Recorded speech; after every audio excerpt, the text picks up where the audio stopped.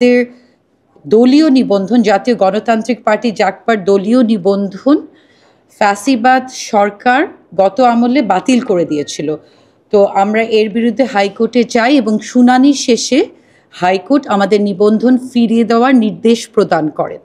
এর প্রেক্ষাপটেই আমরা আজকে দেখা করতে এসেছি সম্মানিত প্রধান নির্বাচন কমিশনারের সাথে। মূল কারণটা হচ্ছে ওনার কে জানানোর যে আমরা তো পেয়েছি, কোর্টের ফর্মালিটিস তো হবে, এছাড়া ওনাকে জানানো যে একটা আমরা চাই সুষ্ঠু, অবাধ, নিরপেক্ষ একটা নির্বাচন, ভারতীয় প্রভাবমুক্ত একটা নির্বাচন, যেই নির্বাচন গত 16 বছরে অনেকবার আমরা দেখেছি যে বাইরের হস্তক্ষেপ হয়েছে।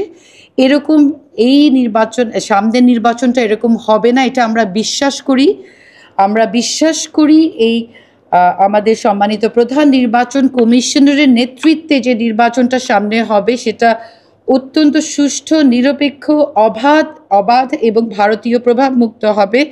এটা ওনাকে আমরা জানালাম। ওনার সাথে মিটিং করে আমরা খুবই ভালো বোধ করছি। ওনার সম্পর্কে আমরা সবাই জানি উনি অত্যন্ত একটা সৎ ব্যক্তি ছিলেন এবং ওনাকে আমরা জানালাম আমরা আমাদের নিবন্ধন ফিরে পেয়েছি এবং সামনের নির্বাচনে উনিও আমাদের সাথে আলাপ করলেন। সব দলের সহযোগিতা দরকার, আমরাও জানালাম আমরা তাদেরকে, নির্বাচন কমিশনকে অবশ্যই সহযোগিতা করব আমাদের জায়গা থেকে।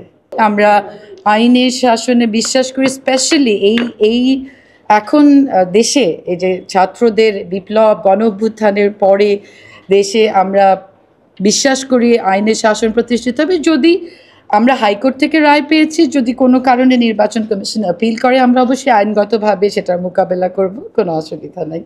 আমাদের নিবন্ধনটা চলে আসলে দলীয় নিবন্ধন আছে, নিবন্ধনকৃত দলের মধ্যে কয়জন এখন নারী নেত্রী আছে এটা বোধহয় আপনারা ভালো বলতে পারবেন। তা আমার মনে হয় কম। আমি তো দলীয় প্রধান এবং good to see all my female colleagues যারা কাজ করছেন।